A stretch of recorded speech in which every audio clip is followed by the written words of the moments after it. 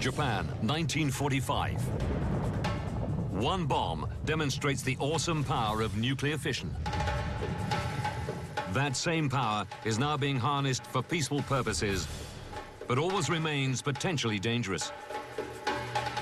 1979. An accident at 3 Mile Island in Pennsylvania sends thousands fleeing. 1986. An explosion and full meltdown at Chernobyl in Ukraine causes panic across Europe.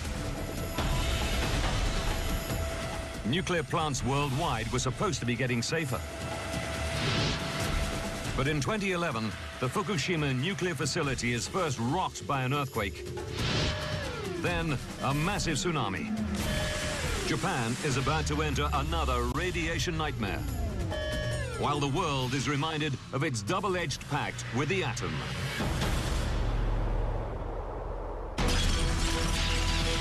Disasters don't just happen. They're triggered by a chain of critical events. Unravel the clues and count down those final seconds from disaster.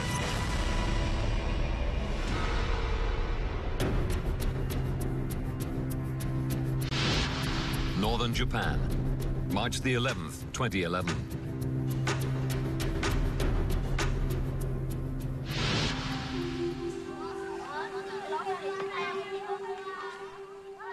Kindergarten teacher Eriko Horiyuchi is in class.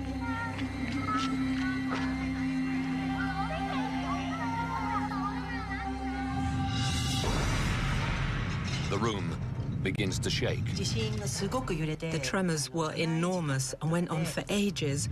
Stuff had been thrown all over the room. I really thought the building might cave in on me. She has to act quickly, but calmly. I ducked under the desk along with the children and just monitored the situation. The earthquake continues for 5 minutes.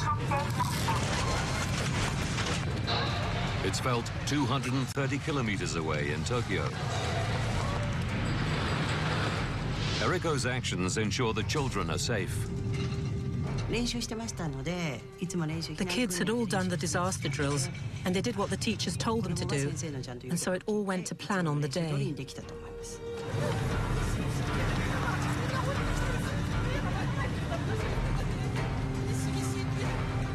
Skyscrapers shake, and buildings collapse.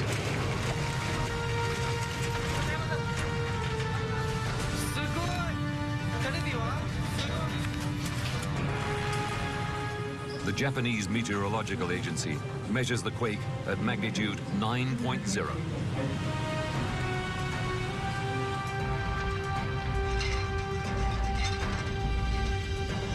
It's the most powerful earthquake ever recorded in Japan. Even though the epicenter is 130 kilometers out to sea, the first news pictures show widespread devastation throughout the north of the country.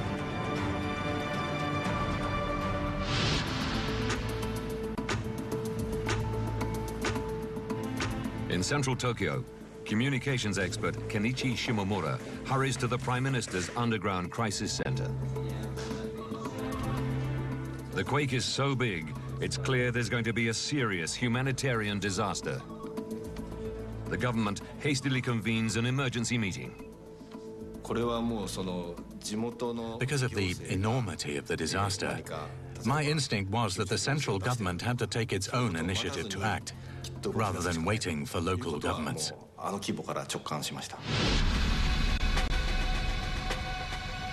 5 of Japan's nuclear plants are in the disaster zone.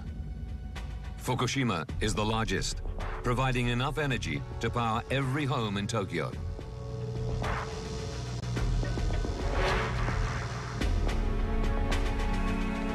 The Prime Minister's team has no direct link to the power plants. All information from the plant operator, TEPCO, filters through the government's nuclear regulator, run by Yoshinori Moriyama. Right after the earthquake, we received news from the Fukushima nuclear plant that mains power was lost. Fukushima is just 178 kilometers from the epicenter of the earthquake.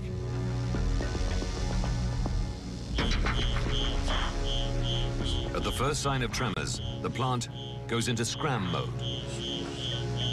A controlled shutdown is underway. The power station appears to have suffered only minor damage.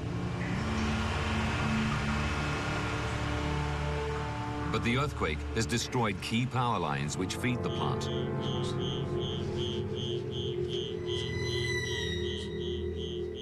Emergency power sources kick in, so the plant can continue to shut down safely.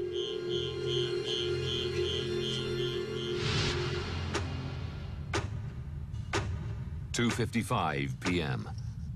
A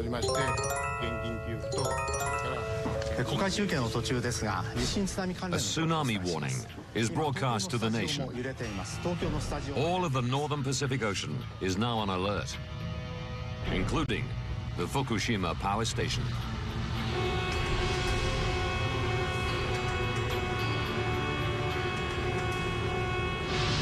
At Teacher Eriko's school, all the pupils have survived the earthquake unscathed. Emergency plans call for everyone to evacuate. She packs the children into buses to take them down the hill from the school to their homes on the coast. She has not heard the tsunami warning.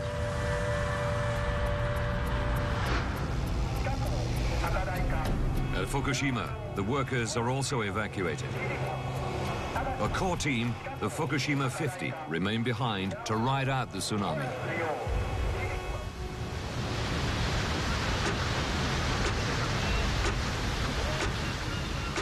All along the Japanese coast, live news cameras relay images of the tsunami racing towards land.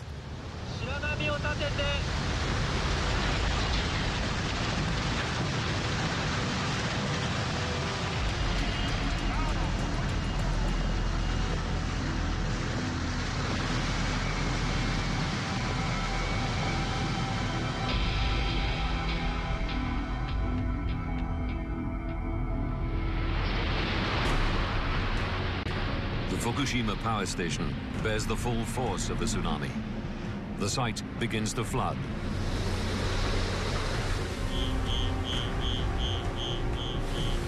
Almost all power is lost.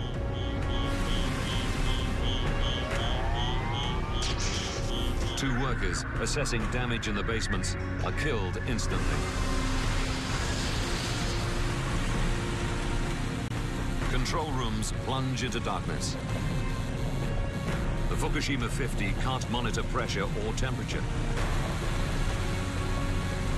Worse, the cooling systems have failed.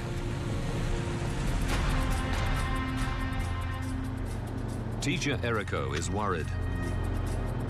She may have sent the children to their deaths. The bus route was along the coastline, so I was worried sick that it might have been washed away by the tsunami.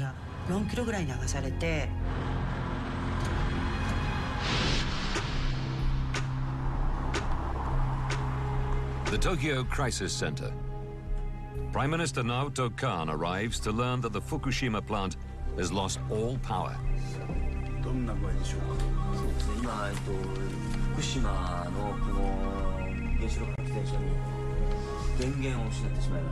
Nuclear experts are drafted in to brief the Prime Minister.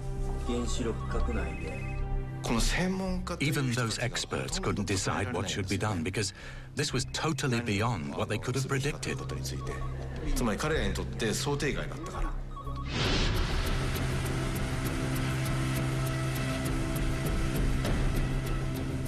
Plant managers are desperate to cool their nuclear reactors. They need power.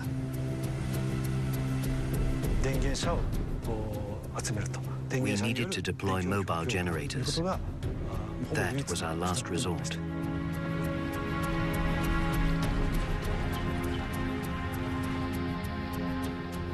Roads around the power station are severely damaged. Transporting the generators is almost impossible.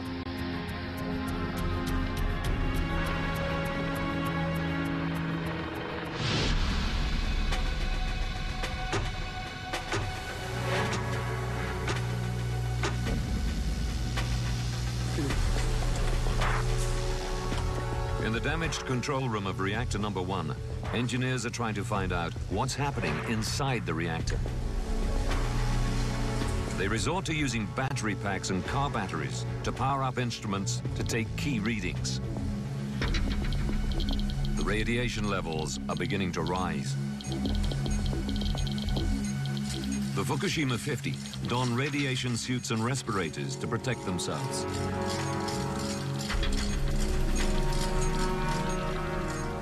Their instruments reveal that pressure is rising inside the reactor.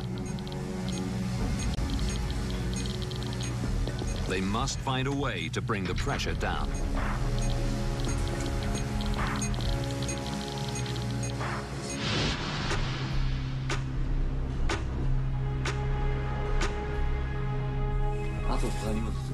The news is relayed to the Prime Minister. He declares an official state of nuclear emergency. I heard the PM repeatedly say, almost to himself, this is really serious. Decisive action is needed, but there is very little information to work from. They have no real-time readings and no direct communications with managers at the power plant. Even so, scientific advisors believe they have a solution to avoid the buildup of pressure inside the reactors. Pressure inside the containment vessel must be kept low at all times. To release pressure, there's a valve. If you open it, pressure can be released outside. The Prime Minister's advisors recommend the valves are opened to release steam.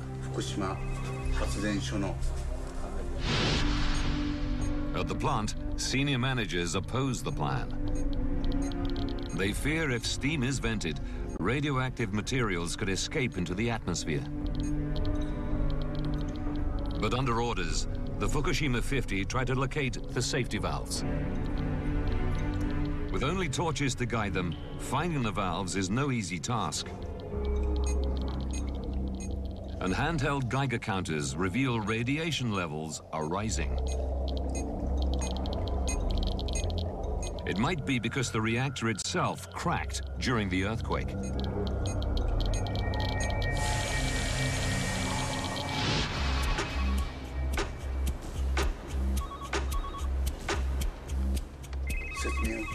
The Prime Minister receives more bad news. Mobile generators have made it to the plant, but that's not enough. The tsunami had thrown debris all over the site, so the mobile generators had problems driving into the power station and had trouble reaching the reactor buildings. Cables to the reactors are too short. The plant is still without power.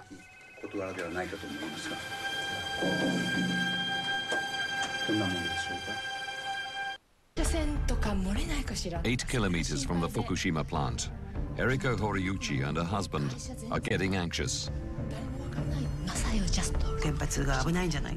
There were rumors about radiation leaking and that the power station was in trouble. From then on, I started to feel uneasy. Local officials will not confirm the reports. Eriko's Swiss husband, Dominique, uncovers information through international news agencies. I still had contact to the internet, and I started reading foreign papers, and they were a little bit more explicit about the disaster. Then my wife told me that somebody was whispering about a problem at the power plant, and then we decided to leave early in the morning. The roads were cracked, so we didn't know how we could get out. We decided to wait until 5 a.m. to leave. Navigating damaged roads in the dark would be too dangerous. Eriko and her family choose to wait until dawn.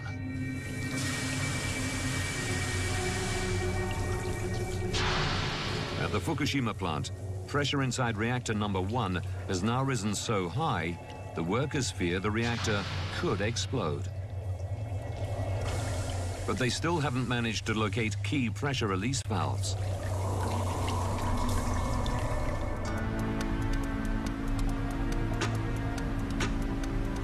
Saturday, March the 12th. At their home, 8 kilometers from the Fukushima nuclear plant, Eriko and her husband evacuate. We decided to get as far as possible from the power plant. We left at 5 a.m. and at 6 a.m. there was a general announcement ordering people to evacuate. Just 1 hour after they leave, massive traffic jams block the roads. Tens of thousands of residents are heading for evacuation centers as fear of radiation spreads.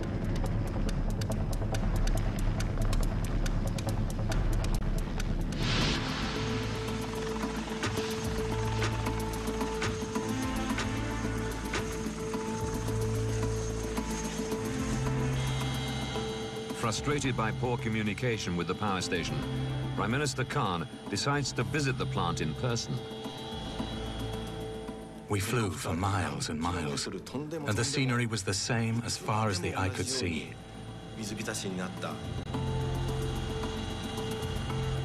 The land was covered with seawater. We couldn't tell where land ended and where the sea began.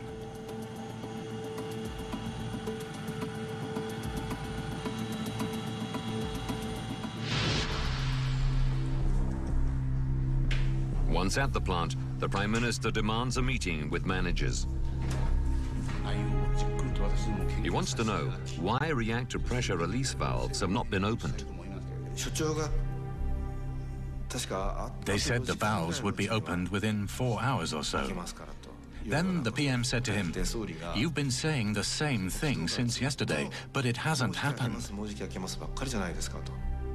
Why is that?"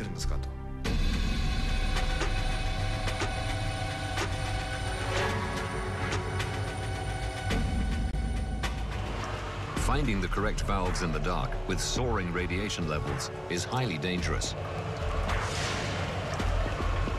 One worker has already been taken to hospital, suffering from high exposure to radiation. And when they do find the valves, the loss of power makes them extremely hard to open. They are usually operated by heavy machinery running off mains power. The Fukushima 50 must try to do the job with car batteries and brute strength.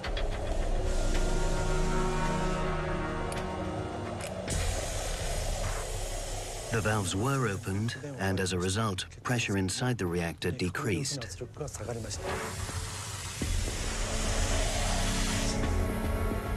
Plant managers now believe that reactor number 1 will be safe until they can connect mains power and begin cooling again. But radiation levels on the site are rising. Engineers hope it's because they've just released radioactive steam while opening the valves. But it may indicate that the 15-centimeter thick steel reactor is cracked, and that a core meltdown has caused fuel to escape from the reactor itself. The danger is far from over. 3:36 p.m. A massive aftershock rocks the plant. The power station reported that they felt a huge tremor. Almost immediately, the building which houses reactor number 1 explodes.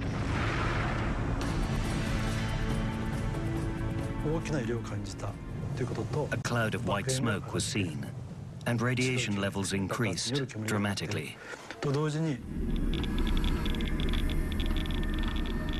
Workers detect radiation levels 1,000 times higher than usual near reactor number 1. It could be another sign that the reactor itself is damaged and leaking. And other reactors are also showing signs of strain. We realized there was damage to other reactor units. The first, second, and third units were all in serious conditions.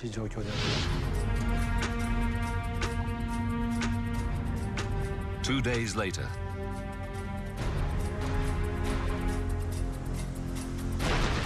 an even larger explosion blows the building that houses reactor number 3 apart.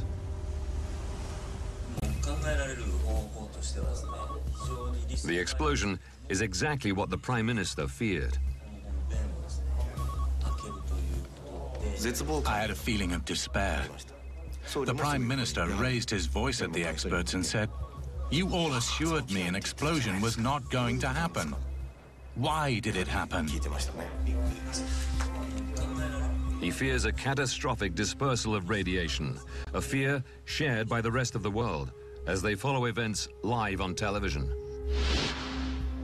Within hours, radiation levels at the plant begin to climb even higher. The Fukushima 50 still have no control over the reactors.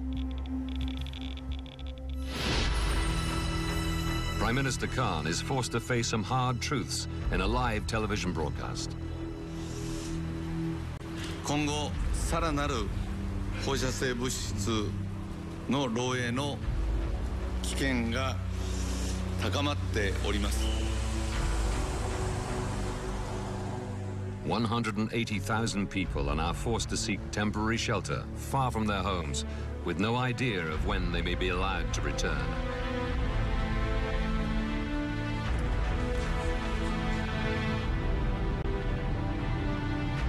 Eriko is now 80 kilometers from the power plant.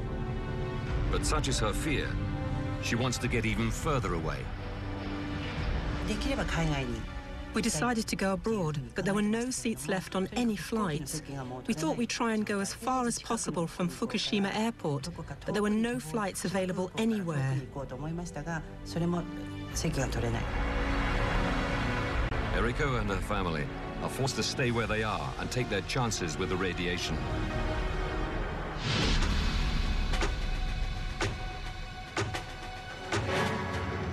And the very next day, another explosion causes a huge fire in reactor building 4. After the first explosion, we tried our best to avoid the other two. But unfortunately, we could do nothing to stop them. That is a fact.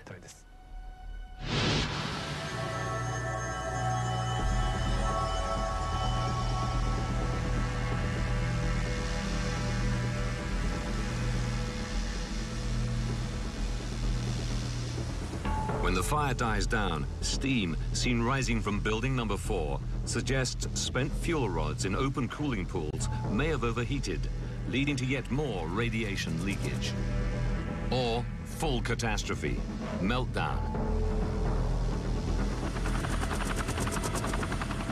Plant managers need to flood the rods with water to cool them. Chinook helicopters are drafted in to dump water from the air. They use seawater, which will corrode machinery and disable the reactors forever.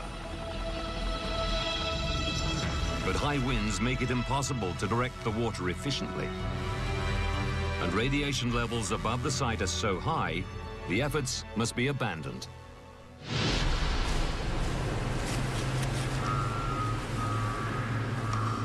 Only the fire department is capable of flooding the fuel rods with enough water to make a difference. Ichiro Suzu is diverted from tsunami relief duties to lead an elite team of firefighters.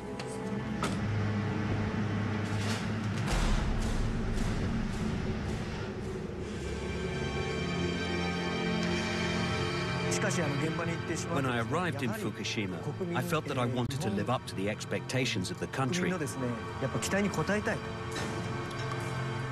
At the entrance, it was eerily silent.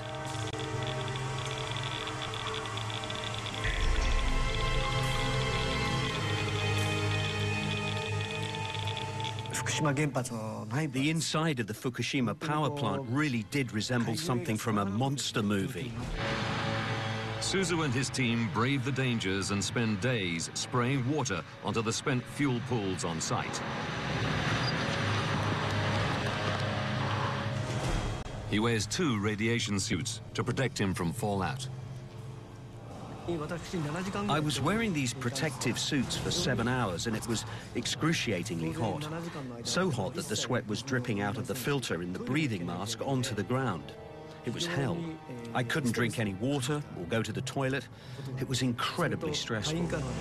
While Ichiro Suzu and his team struggle to maintain control at Fukushima, the water they spray onto the plant is washing radiation into the ocean.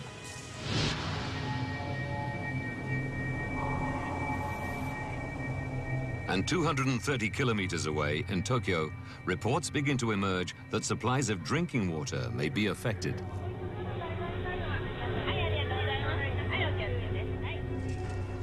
The Prime Minister must now consider increasing the evacuation zone to 250 kilometers. It would mean ordering 30 million people, including the whole of Tokyo, to abandon their homes. This would be an unprecedented decision, one that no government has made in modern history. It takes more than 2 weeks to restore power to the plant. But it's far too late to stop the disaster, and radiation continues to leak from the reactors. Japan and the world are desperate to know what is happening inside the plant. And what went so disastrously wrong at Fukushima?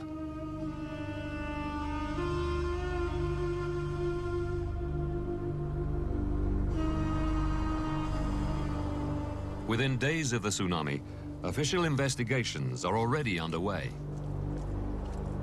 The Japanese government invites the UN's nuclear energy watchdog to visit Japan. They work with Japan's energy experts to gather information about how to deal with the continuing crisis at Fukushima and how to make sure it never happens again. Leading the team of international experts is nuclear physicist Dr. Mike Waitman. When you first go onto the site, it looks a well looked after site. And then you stop and look at the reactor buildings. And you don't get that sort of sense of the utter devastation that occurred across the site just by looking at pictures. 3 of the 6 reactors at Fukushima are now beyond repair. But like all nuclear plants, Fukushima was designed with safety at its core. The threat of accidents like 3 Mile Island and Chernobyl are ever present. And in Japan, earthquakes and tsunamis are a constant threat. At Fukushima, seawalls protect the plant from tsunami waves. And reactors are dug deep into hard rock to protect them from earthquake damage. As a fail-safe, emergency generators are ready to keep the site running if power should be cut. But none of these safety measures were enough to protect Fukushima. Now, by rewinding the events of that day and digging deep into the investigations that followed, we can reveal how, with all their preparation for just this kind of incident, this disaster could have happened. Mike Waitman examines Fukushima's defenses to understand what went so catastrophically wrong. He finds some crucial flaws in the original design of the plant. He suspects that designers were more concerned with the threat of an earthquake than the dangers posed by a tsunami.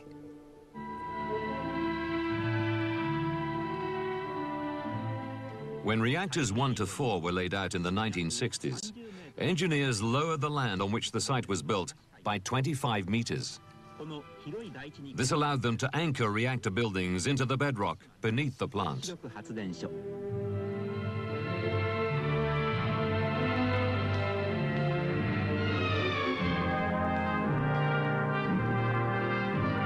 It would prevent them from collapsing during an earthquake.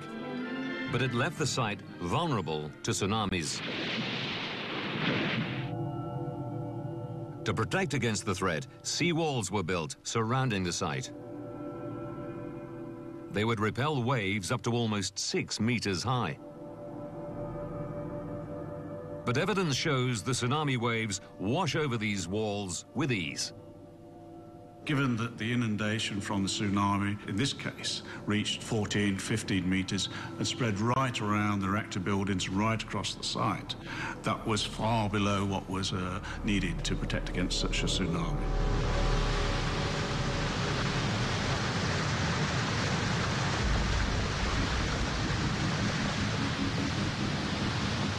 A worker records the moment of impact on video. Another takes photographs as water floods the plant in a succession of waves.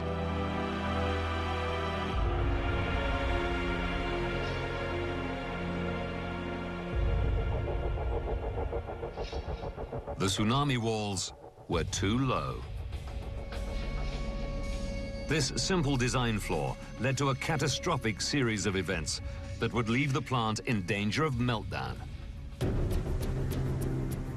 During the earthquake, power is lost. The most powerful quake in Japanese history brings down Maine's power lines. At the point of the earthquake, the reactors shut down their operations automatically. That's what they do. Following standard procedure, emergency generators kick into action. All nuclear power stations have backup power systems. On this side, with 6 reactors, they had 13 diesel generators, and they operated as they're supposed to do. But then, the tsunami hits. As thousands of tons of water wash over the site, most of the diesel generators are flooded. The diesel generators were located in the bottom of the turbine buildings and other lower level areas of the site, and that made them vulnerable to widespread flooding. Flood protection doors are no match for the tsunami. All power is lost. Engineers cannot control the amount of heat generated in their huge reactor pressure vessels. First thing to notice is the reactor pressure vessel. It's a large structure. It's about the size of a double-decker London bus. But within that, it's really acting like a kettle. Deep inside the reactor, nuclear reactions create heat to produce steam, which then drives turbines. When the power cuts out, water, which prevents the system from overheating, stops flowing. But the nuclear reactions continue, and so the fuel still pumps out heat. Cooling is fundamental to ensuring the safety of nuclear reactors. But you have to keep on cooling that reactor down in order to keep it safe. Plant managers have no power to keep cooling pumps going. Fuel rods begin to overheat, turning to liquid. This meltdown releases large amounts of radioactivity. And temperature and pressure gauges across the plant are out of action, so managers have no knowledge of the state of their reactors.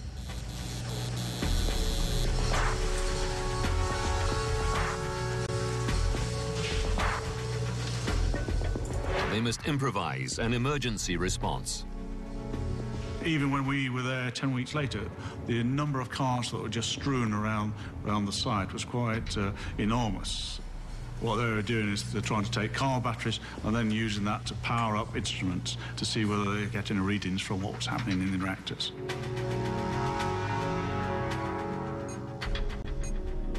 Using car batteries gives engineers momentary snapshots of the state of their reactors.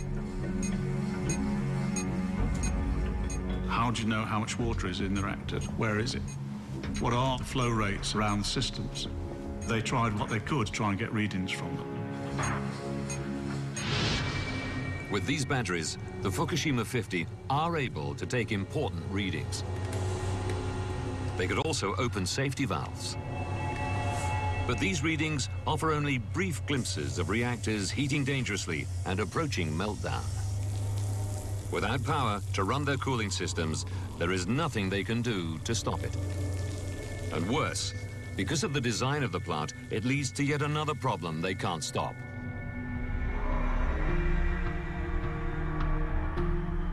Waitman believes that the outdated design of the reactors themselves led directly to the 3 explosions on site.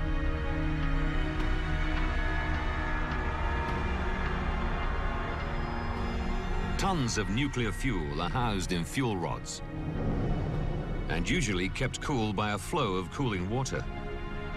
Coating the rods is a thin layer of a rare metal, zirconium, that protects the rods from excessive heat, yet allows the nuclear reactions to continue. But when the temperature rises, zirconium becomes highly reactive. Because you've got a lot of zirconium in the core, and if it all gets overheated, then it can react aggressively with the steam and the water to create hydrogen. Estimates show that temperatures reach as high as 2,800 degrees Celsius inside the reactor. Easily high enough to trigger the reaction between zirconium and steam.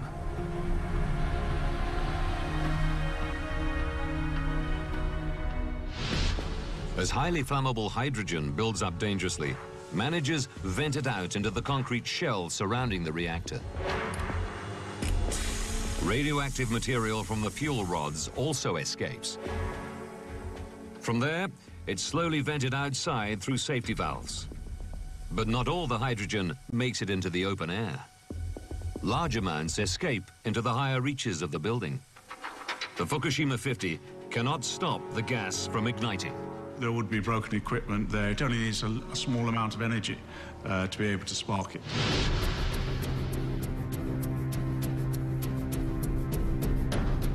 The hydrogen buildup causes two massive explosions in reactors 1 and 3 and a devastating fire in Unit 4.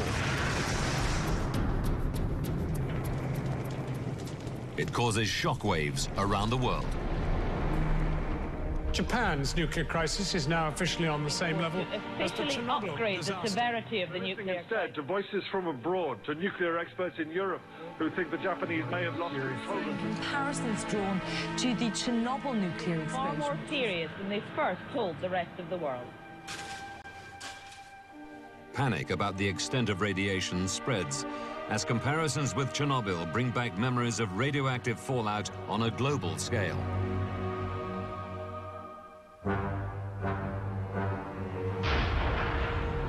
At Chernobyl, 8 tons of nuclear fuel were thrown up into the Earth's atmosphere when the reactor was blown apart.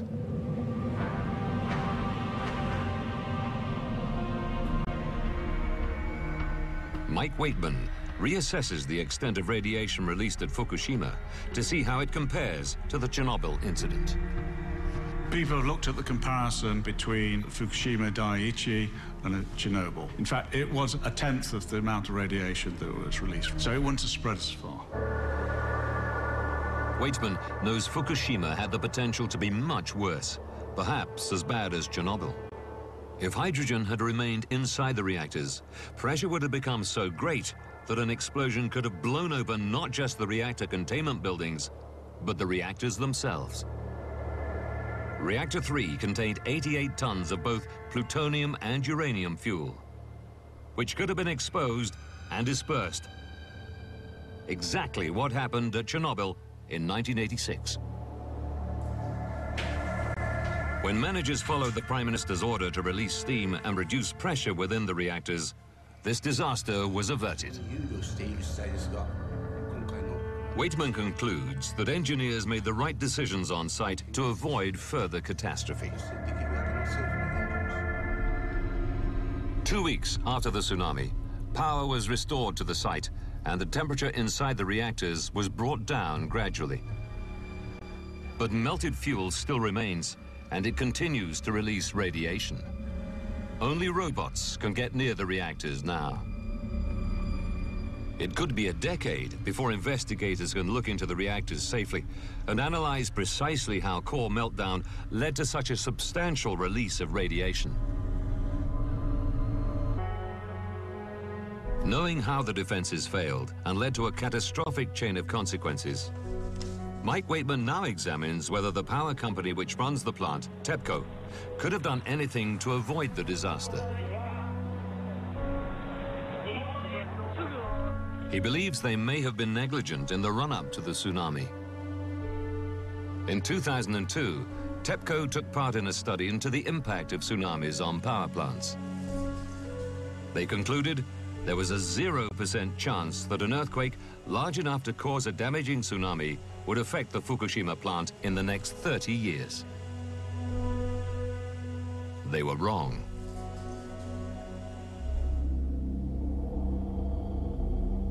They didn't address tsunami hazards sufficiently well. You must not underestimate rare natural events, and you must take those into account in your design. TEPCO say they had taken appropriate safety measures, taking account of all known information. But they say the scale of the tsunami was beyond anything they could have foreseen, and that since the incident, they've done everything possible to stabilize their reactors.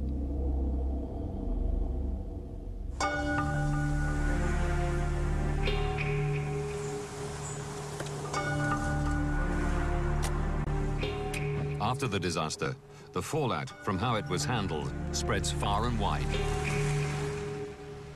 Residents like Eriko believe they were told too little, too late about the potential dangers caused by the explosions.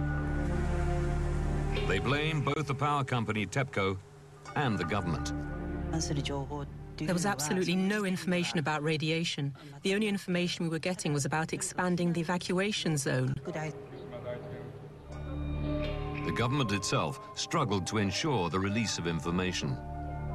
The Prime Minister was personally committed to being open, but he was dependent on his advisors.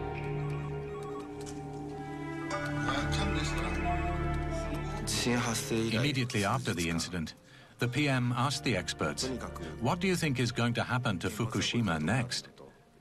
None of the experts could give clear answers. The only thing they confidently said was, a hydrogen explosion is not going to happen due to its design. We thought, if we cannot believe what they say, what can we really believe? The Prime Minister's experts had few details at their disposal because so little information was coming from TEPCO. What did the people in close connection with the Fukushima nuclear plant, such as TEPCO, really know?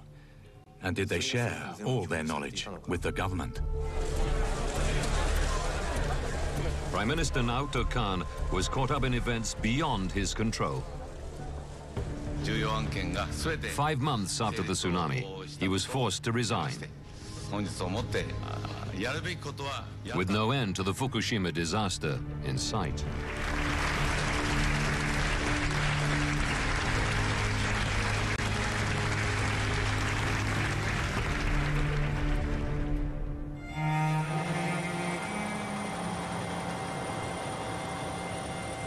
At the plant, the reactors are being brought into cold shutdown. But they continue to be dangerously radioactive. Clearly, the incident is still not under full control, and it may take some years before you get full access. Despite that, we know enough to move forward as a world community to learn lessons from Fukushima. Some nations have decided there is only one lesson to learn. In May 2011, 2 months after the disaster, Germany decided to halt its nuclear power program and focus its finances on research into renewable energy sources. Switzerland and Italy have followed suit. Japan relies on nuclear power for 30% of its energy use. With no power being generated at Fukushima, Tokyo is experiencing regular power shortages. The new Prime Minister is committed to continuing the country's nuclear program. At Fukushima, the workers who stayed to wrestle control of the plant and firemen like Ichiro Suzu, the true heroes of this event, have been given the all-clear from medics. But again, it may take some years before the full consequences are known. Teacher Eriko never made it further than the airport. She's now living in a flat with her family, some 80 kilometers from the plant.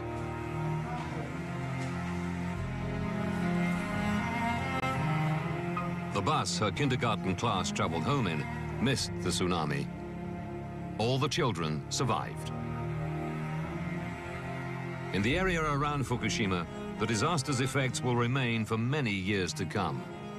An exclusion zone 20 kilometers around the plant is still being enforced. All farms are abandoned. 4 centimeters of radioactive topsoil must be removed from every plot of fertile land. Until then, no crops can be grown again. It could be 10 years before 100,000 people in evacuation centers across the region will be allowed to return to their homes.